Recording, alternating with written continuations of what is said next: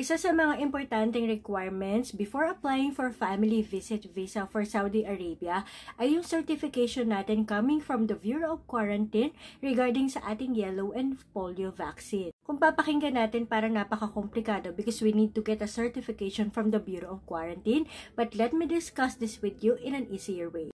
Before we start, if you are looking for hotels or activities anywhere around the world, pwede nyo yan i-book via Klook app at para mas maka-discount ka, you can use my promo code MommyRBClook. So let's start discussing all about polio and yellow fever vaccine. Katulad po ng pagpapa-apostle natin sa DFA, isa dapat to sa una nating ina-accomplish. Why? Because you need to set a schedule. At pag naubusan tayo ng schedule, we will need to wait for another set of schedule na maging available bago tayo makapagpa-vaccine. So, ang tendency, mauurong yung pagpunta natin sana sa Saudi. Ganito po yung itsura ng certification coming from the Bureau of Quarantine at mukha po siyang passport.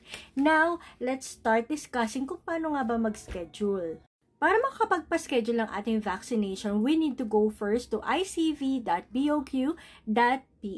If this is your first time to log in sa account na to or sa website na to, you can sign up using this link. I-accomplish lang po natin lahat ng kailangan at ibibigay lang natin lahat ng tamang details kasi kailangan yan for our certification. At pag nakalagin na tayo, click lang natin tong vaccination services. Pagka-click po natin ng vaccination services, lalabas po kaagad yung mga services na pinoprovide ni BOQ.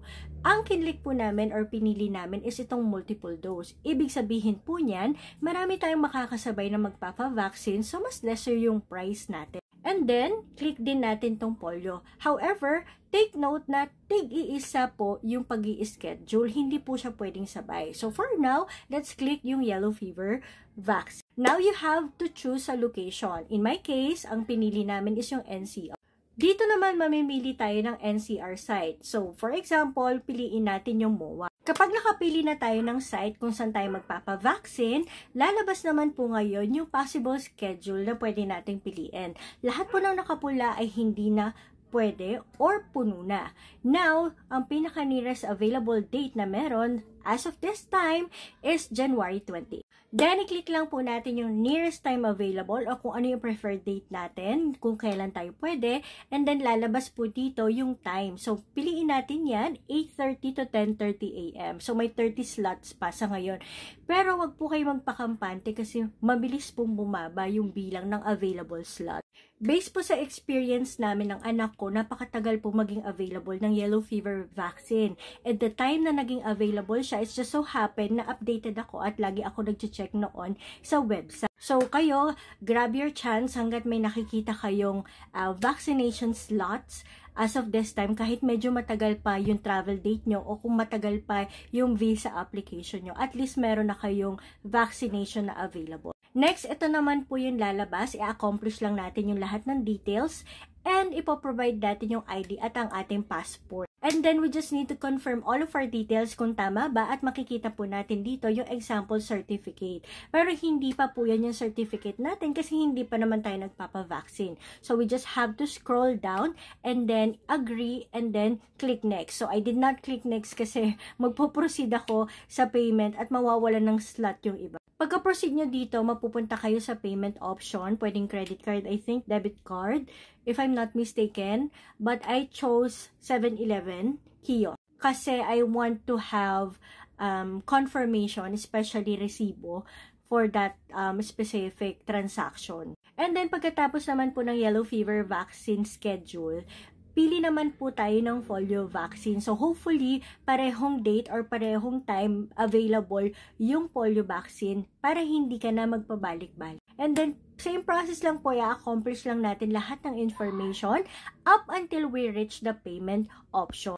Based po sa experience ko, since dalawa kami ng anak ko na nagpa-vaccine, I created a separate account for her, then I created a separate account for myself. Kasi nga po, dyan po nakapaloob yung ating certification. Kung ilan po kayong aalis, ganun din po yung account na i-create natin sa BOQ just to make sure na hindi magkakaroon ng problema when it comes to our data. And then pagdating nga po pala sa 7-Eleven, mga 4 na beses ako nag-payment kasi hindi siya pwedeng one-time payment for all. Kasi per ano siya, per reference number. Tsagain nyo na lang, depende sa inyo kung saan kayo komportable magbayad. Kasi sa case ko talaga, mas comfortable ako kapag meron ako nakikitang resibo at that time, since I'm not yet familiar with the website itself.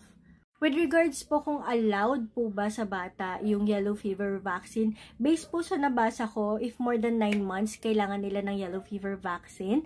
And then, pag polio naman po, I'm not sure, but you need to consult the pedia about it.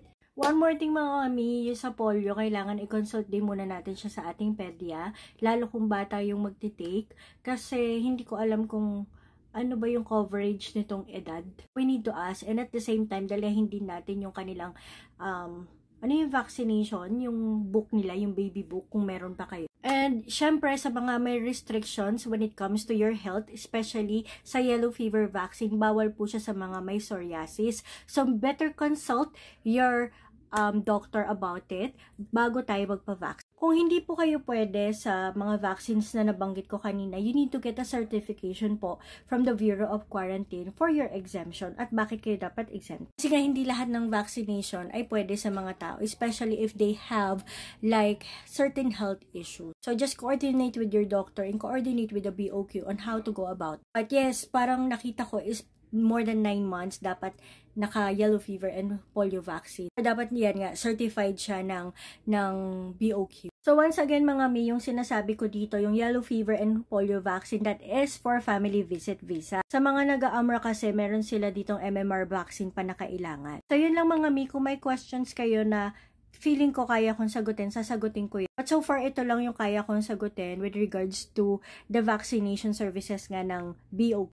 And as a reminder, once again, kung hindi pa or malayo pa yung inyong visa application, might as well na unahin nyo na lang tong vaccination kasi para hindi tayo mahassle at mawala ng schedule. Papipiliin nga po pala kayo sa BOQ kung gusto nyong nakaseparate yung inyong vaccination certificate for polio and yellow fever. In our case, I said yes to separate it, pero pagdating naman sa cashier, gaganyanin naman nila yan para mapagsama. Dinala ko rin po pala to when we went to Saudi Arabia just to make sure kasi mamaya hanapin sa akin. Yun lang mga may mga tanong, just comment on it at kung kaya kong sagutin, sasagutin ko yan.